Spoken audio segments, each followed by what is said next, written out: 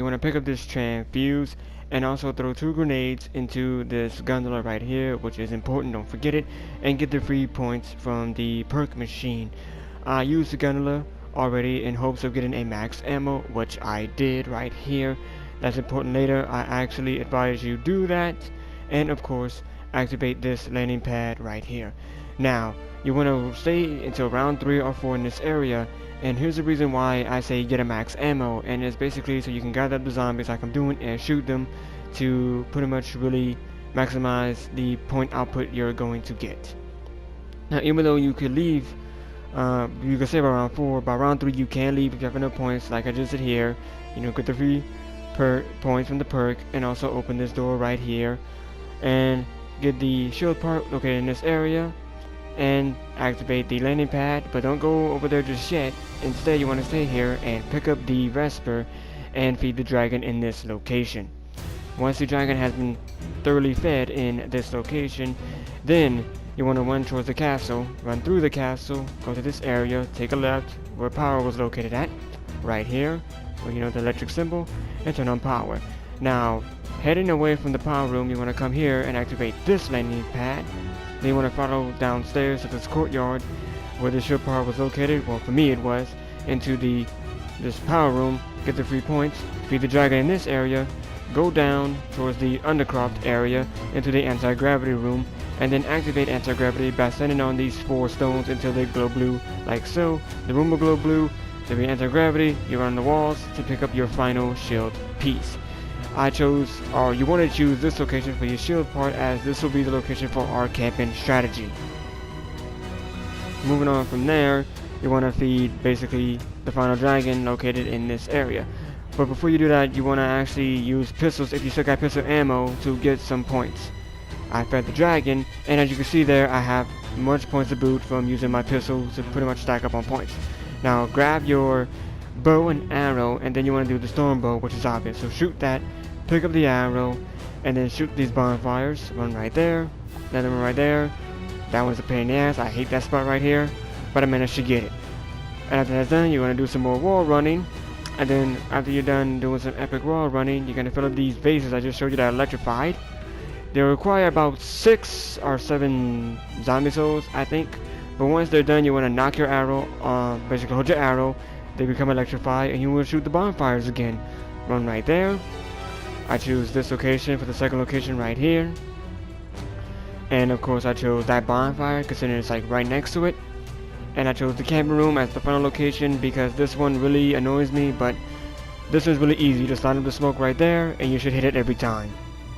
Now once that's done, you're going to pick up the reforged arrow, then take it down to the anti-gravity room in the slot right there to get a max ammo. Then you start to charge it up.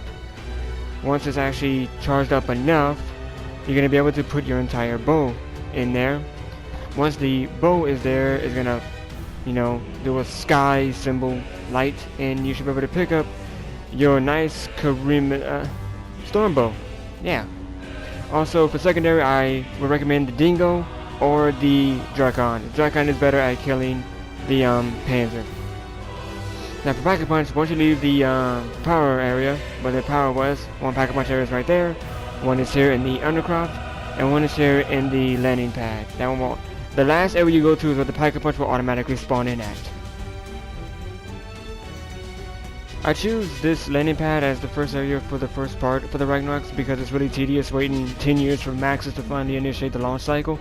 I also do this part while I'm upgrading the storm bow, which is why I can kill that zombie and his soul is going in there to, you know, tackle, you know, one bird with 2 souls. But as you survive in here, these lights are going to blink green. When it's finished, the switch flips up, you switch it back, and then in the portal is where your part would be. The second and third part is really easy to get. You can get at the same time. Basically, you wait till there's a Panzer around, you trap him using the death ray, activating the death ray, and then you proceed to kill him. He's going to be really easy. It's your first Panzer. And when you kill the first Panzer, he's going to drop a part for the Ragnarok. He always does, right there. And when you use death ray for the first time, it also spawns a part in the air, which is right there. Epic jump cut and me getting the final part. And it doesn't really matter where you decide to craft the Ragnarok ZG4, as once you get them, you don't have to obtain them again by going to the workbench. Now, if you threw grenades in this gondola like I told you to, if you use enough transfuses to call enough gondolas, pretty soon the left one will appear, spawning either monkeys or a pack-a-punch weapon. The first perk is going to be Juggernaut. Now, since you're going to be fighting the Panzer a lot, I recommend double tap because you want to use a good gun, not the bow on them all the time. The third perk is going to be Quick Revive, what you expect. Now, Electric Cherry might seem good, but in all honesty, Electric Cherry is not really good as you think it is. And it's really close quarters, so it's not really well advised to get that one. Instead, focus on getting Widow's Wine instead. Now what you want to do is you want to hold the arrow and then shoot a zombie when he's right in your face like I just did there, so he can always die instantly, even on high rounds. Basically, zombies have to run past, and as you can see, they get past you, which is really dangerous. So as zombies are getting shocked, it blocks them. When you pick up a death machine, you want to aim towards the zombies' heads and chests, as the death machine is much more badass than it was in Black Ops 1 and 2, as there's video proof of it getting to around 100. Now, when it comes to the Ragnaroks, you don't want to do this. You don't want to do the slam attack. Instead, what you want to do is you want to actually plant the Ragnaroks down as a trap instead. Because when the rounds are high enough and the zombies are faster, you'll actually do more kill output with it because it's a one-hit kill, and when the zombies are faster, they're going to hit it, which is going to be able to do more damage. Now you want to keep an eye on this gauge right here so you know when exactly to fire off an arrow, so don't forget to hold an arrow. When it depletes, it flashes white, shoot your arrow, allowing you to pick up your Ragnaroks back. Now whenever there is a Panzer around, you want to stay in this area long enough until you hear him basically coming at you. Then you want to boost away from it and then run towards the death ray. Now the reason you want to actually wait before launching using the launch pad is so you can see the Panzer coming at you from that direction. So then use the death ray and then shoot at him with all your firepower. The Drakon, in my opinion, is of course one of the most highest damage output weapons, in my opinion. I could be wrong, but it's one of the best weapons to use. Now, I'm not gonna lie, right here I thought I was gonna die. I shot the bow right here, he was coming at me, I said, oh shit, run away.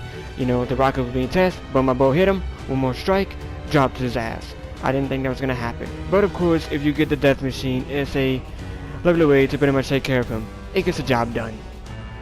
If you save max ammo, throw monkeys to distract zombies, of course stupid ass dogs don't get distracted by them. Then when they're all distracted by monkeys, you want to pretty much unleash hell with your bow and arrow and do as much damage as you can before picking up a max ammo. Now if you're ever in a tight spot, you can also use your monkeys to distract zombies and get a shield. If you ever lose a shield, I should say, because the shield for this strategy is really going to be very important. And of course, I shouldn't explain that's the best gobblegum, and take care of dogs any way you see fit. And that's pretty much it. You want to wait, hit the zombies when they're right by you to get basically kill them instantly. You know, use zombies as they're being shocked to block other zombies. If you're scared, turn around so zombies can hit your shield and then eventually, you know, get killed by the electric. So that insta kill, I got killed because for some reason I let go of my charged arrow. I don't know. I don't remember pressing the L3 button, but I did, and of course I died. But I wanted to show you the round I got to so you can see that it's not a bad strategy, and of course, good luck with it. EON out.